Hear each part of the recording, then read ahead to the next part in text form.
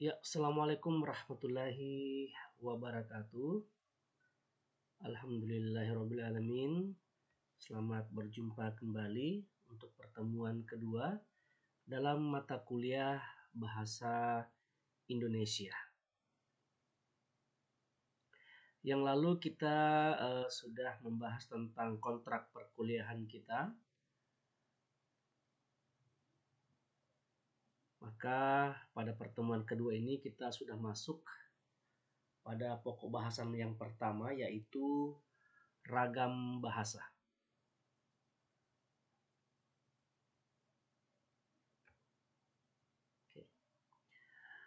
Bahasa Indonesia merupakan bahasa ibu dari bangsa Indonesia yang sudah dipakai oleh masyarakat Indonesia sejak dahulu, jauh sebelum Belanda menjajah Indonesia. Jadi kalau kita melihat kronologi sejarah bahasa Indonesia ini, itu sudah dipakai oleh masyarakat Indonesia jauh sebelum bangsa Belanda menjajah Indonesia. Ya. Kita tahu bahwa kemerdekaan Indonesia tahun 1945, sementara bahasa Indonesia itu disumpahkan oleh pemuda Indonesia pada tanggal 28 Oktober 1928 yang kita kenal dengan gerakan Sumpah Pemuda. Ya. Namun tidak semua orang menggunakan tata cara atau aturan-aturan yang benar, salah satunya pada penggunaan bahasa. Nah, ini yang menjadi masalah sekarang, bahwa kita sebagai orang Indonesia seolah-olah tidak menghargai kepemilikan bahasa itu sendiri. Padahal bahasa Indonesia itu merupakan salah satu bahasa yang ada di dunia, yang oleh dunia telah mengakuinya, karena bahasa Indonesia ini di beberapa negara itu juga menjadi pelajaran wajib di beberapa tingkat pendidikan di negara lain, termasuk di Australia dan negara-negara yang lain. Tetapi di Indonesia sendiri kadang bahasa Indonesia ini tidak begitu dihargai, bahkan penggunaan atau tata cara penggunaan aturan-aturan bahasa itu tidak benar. Ya. Salah satunya pada penggunaan bahasa Indonesia itu sendiri yang tidak sesuai dengan ejaan maupun kamus besar bahasa Indonesia. Jadi di negara kita ini telah disusun sebuah kamus besar bahasa Indonesia, di mana setiap kata-kata yang ada di Indonesia itu, kalau dia menjadi kata dalam bahasa Indonesia itu, maka bisa dilihat artinya di kamus. Nah, ketika ada bahasa yang tidak Anda dapatkan artinya di kamus besar bahasa Indonesia, itu berarti bahasa itu belum termasuk dalam bahasa Indonesia baku, ya. Tapi dia mungkin masih bahasa Indonesia asing. Seperti corona, saya tidak tahu apa corona sudah ada di bahasa Indonesia baku ya. COVID, ya sebenarnya COVID sering kita pakai, tapi sebenarnya kata COVID itu sendiri bukan bahasa Indonesia, masih merupakan bahasa asing. Ya. Oke. Nah, oleh karena itu pengetahuan tentang ragam bahasa cukup penting untuk mempelajari bahasa Indonesia secara menyeluruh, yang akhirnya bisa diterapkan dan digunakan dengan baik dan benar, sehingga identitas kita sebagai bangsa Indonesia tidak akan hilang. Jadi adik-adik sekalian, bahwa salah satu identitas kita sebagai orang Indonesia adalah adanya bahasa Indonesia. Nah, ini perlu kita merasa bangga. Kenapa? Karena tidak semua bangsa di negara ini memiliki bahasa, ya. Coba misalnya orang Amerika. Sehebat-hebatnya orang Amerika itu tidak memiliki bahasa. Yang dia pakai adalah bahasa Inggris. Orang Australia juga menggunakan bahasa Inggris, ya. Nah, mungkin kalian bisa melihat berapa bahasa yang ada di dunia ini, ya. Nah, bahasa Indonesia perlu dipelajari oleh semua lapisan masyarakat, ya. Jadi bahasa Indonesia itu bisa atau malah di sini dikatakan bahwa wajib dipelajari oleh setiap lapisan masyarakat. Jadi tidak hanya pelajar dan mahasiswa saja, tetapi semua warga Indonesia wajib mempelajari bahasa Indonesia. Kenapa? Karena bahasa Indonesia ini adalah milik orang Indonesia. Alangkah kasihannya kita ketika misalnya kita tidak memahami bahasa sendiri, ya, padahal kita orang Indonesia tetapi tidak memahami bahasa kita sendiri. Kita mungkin malah asik menggunakan bahasa-bahasa orang, bahasa-bahasa yang bukan bahasa Indonesia, tetapi lupa dengan bahasa daerah kita, bahasa kita sendiri, ya.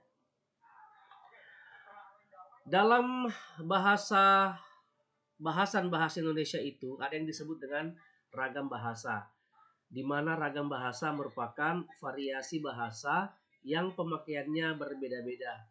Ada ragam bahasa lisan dan ada ragam bahasa tulisan. Jadi kalau kita melihat jenis ragam bahasa ini tuh ada dua, ya. Ada ragam bahasa lisan dan ada ragam bahasa tulisan. Ya. Nah, apakah itu ragam bahasa? Ya, di sini saya jelaskan bahwa ragam bahasa itu adalah variasi bahasa menurut pemakaian yang berbeda-beda, menurut topik yang dibicarakan, menurut hubungan pembicara, kawan bicara, orang yang dibicarakan, serta menurut medium pembicara. Ya, Bahman 1990. Ragam bahasa yang oleh penuturnya dianggap sebagai ragam bahasa yang baik mempunyai prestise tinggi yang bisa digunakan di kalangan terdidik, di dalam karya ilmiah, karangan teknis perundang-undangan, di dalam suasana resmi atau di dalam surat menyurat resmi seperti surat dinas disebut ragam bahasa baku atau ragam bahasa resmi.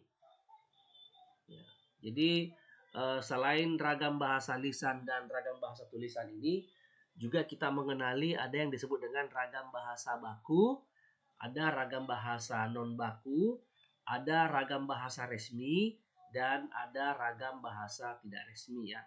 Kalau ragam bahasa baku itu menggunakan ragam bahasa resmi atau disebut juga dengan bahasa resmi, sedangkan ragam bahasa non baku itu juga disebut dengan ragam bahasa tidak resmi. Nah, disinilah kemudian kita harus mampu memanfaatkan kapan kita gunakan ragam bahasa baku, kapan kita menggunakan ragam bahasa tidak baku. Ya, misalnya kalau dalam kegiatan diskusi, ya, dalam kegiatan seminar, tentu kita menggunakan ragam bahasa yang baku. Tetapi kalau misalnya di pasar, di rumah, ya, di tempat permainan, ya, di kafe dan seterusnya, tentu yang kita gunakan adalah ragam bahasa yang tidak baku.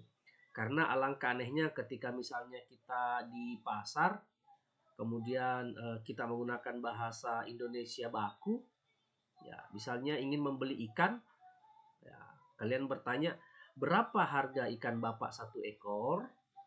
Nah, penjualnya mengatakan 5.000. Nah, dibalas lagi, bolehkah saya membeli 3 ekor? Nah, itu kan akan mengundang tawa dari si penjualnya.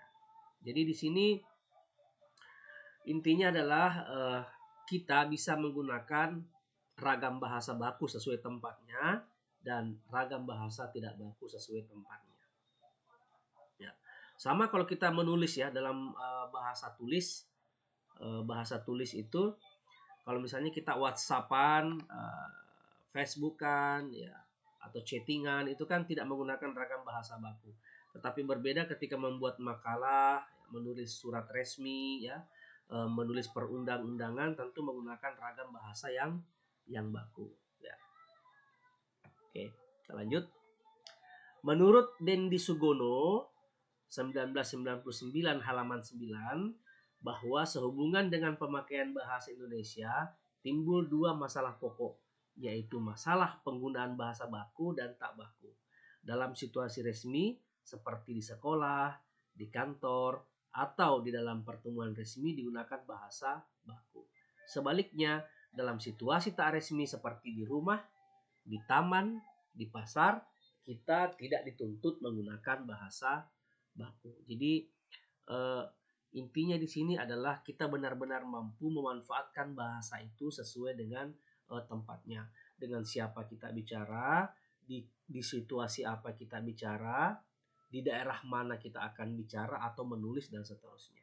Itu yang harus kita perhatikan dalam hal ragam bahasa.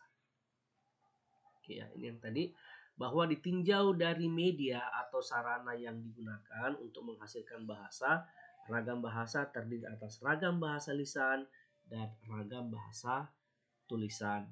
Ya, yang lisan ini kalau saya menjelaskan seperti ini, itu namanya ragam bahasa lisan.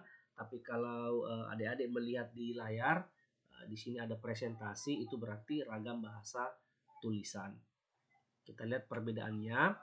Nah, bahasa yang dihasilkan melalui alat ucap, ini ya mulut kita, kemudian rongga suara kita atau pita suara kita, atau organ of speech dengan fonem. Fonem itu berasal dari kata fon ya, artinya bunyi.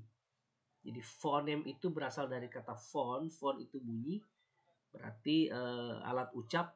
Sebagai unsur dasar dinamakan ragam bahasa lisan. Jadi ragam bahasa lisan ini jelas bahwa yang keluar di situ adalah melalui alat ucap ya, atau organ of speech, disebut dengan fonem. Sedangkan bahasa yang dihasilkan dengan memanfaatkan tulisan, ya misalnya huruf, ya sebagai unsur dasarnya dinamakan ragam bahasa tulis. Jadi saya pikir sangat jelas perbedaannya bahwa antara ragam bahasa lisan ini dengan ragam bahasa tulisan. Nah, jadi dalam ragam bahasa lisan kita berurusan dengan lafal. Ya, jadi kalau dalam ragam bahasa lisan itu kita menyebut A, itu disebut dengan lafal A, I, U, E, O, E, A ya. Itu disebut dengan lafal ya. Nah, beda dengan ragam bahasa tulis, kalau A itu ya huruf A. Huruf A, ada huruf A kecil, ada huruf A kapital. Itu kalau bahasa tulis ya. Nah, jadi dalam ragam bahasa lisan kita berurusan dengan lafal, dalam ragam bahasa tulis kita berurusan dengan tata cara penulisan atau ejaan. Selain itu, aspek tata bahasa dan kosakata dalam kedua jenis ragam itu memiliki hubungan yang erat. Jadi kalau berkaitan dengan kosakata, baik itu ragam bahasa lisan maupun itu ragam bahasa tulisan, itu hubungannya sangat erat karena itu juga kosakata yang kita ucapkan di secara lisan, itu juga yang dituliskan dalam ragam bahasa tulisan. Tidak berbeda ya. Ragam bahasa tulis yang unsur dasarnya huruf melambangkan ragam bahasa lisan. Oleh karena itu, sering timbul kesan bahwa ragam bahasa lisan dan tulis itu sama. Padahal kedua jenis ragam bahasa itu berkembang menjadi sistem bahasa yang memiliki seperangkat kaidah yang tidak identik benar. Meskipun ada pula kesamaannya.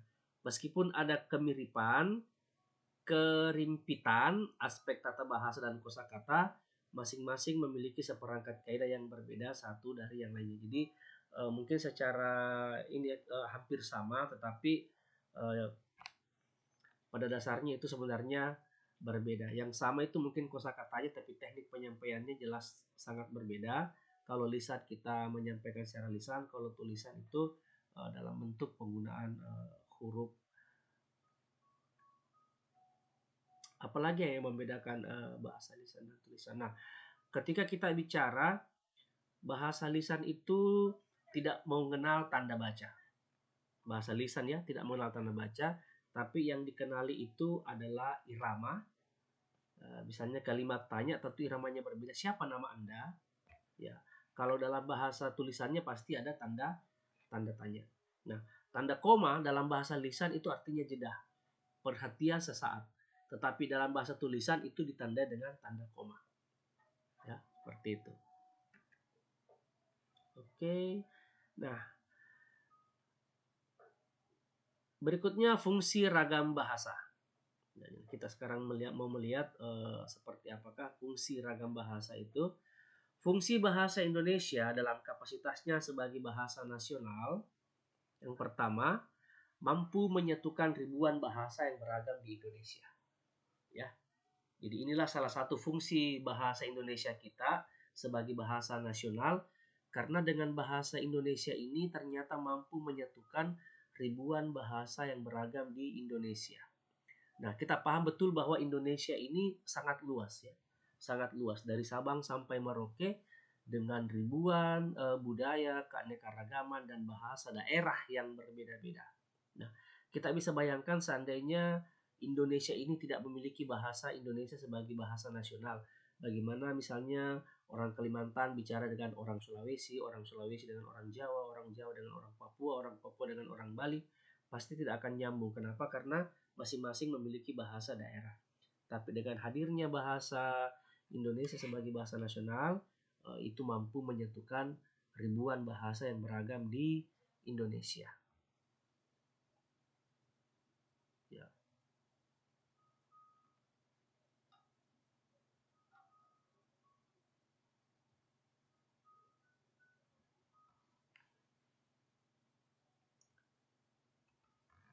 Ini saya buka dulu, kayaknya ada yang salah. Oke.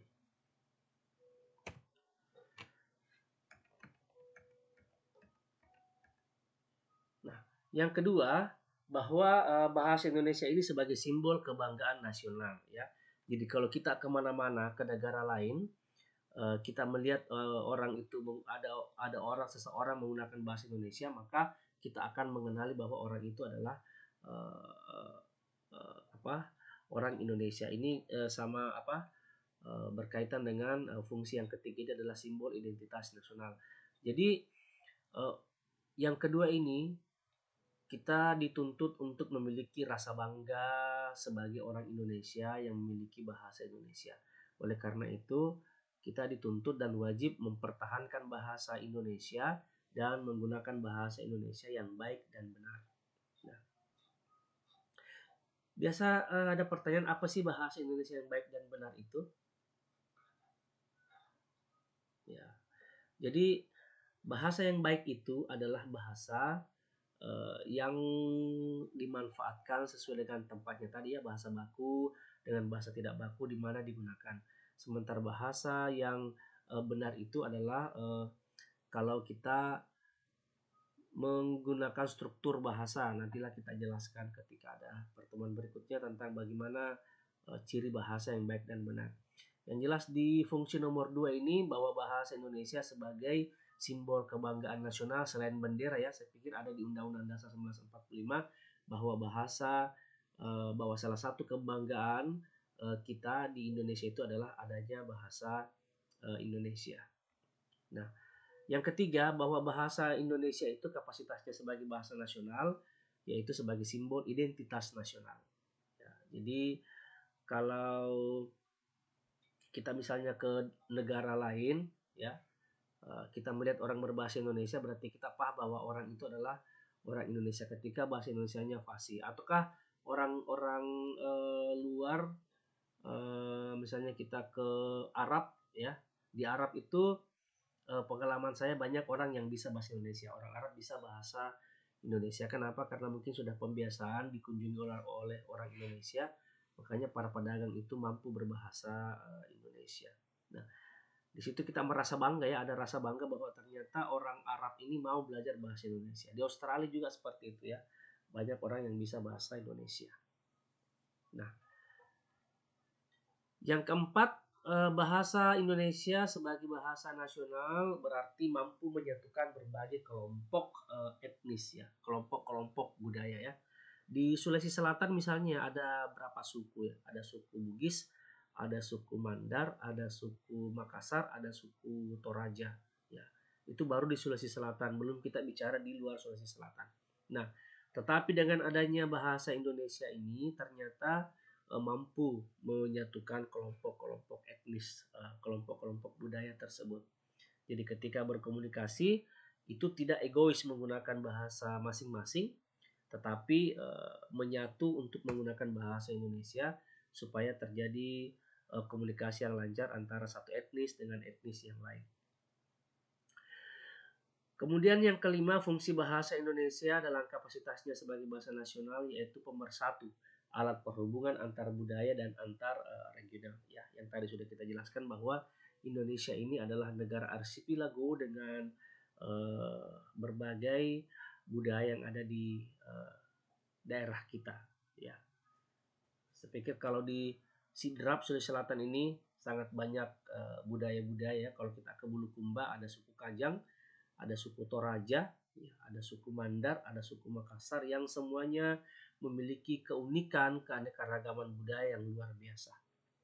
Ya, tetapi kalau bertemu sesama itu ada alat penghubungnya. Alat penghubungnya itu tidak lain adalah bahasa Indonesia.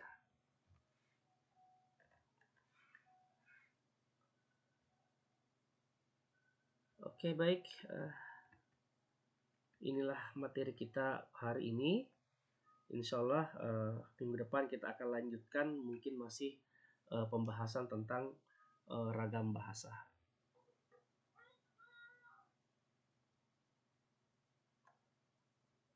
Ya, lebih dan kurangnya mohon dimaafkan. Terima kasih.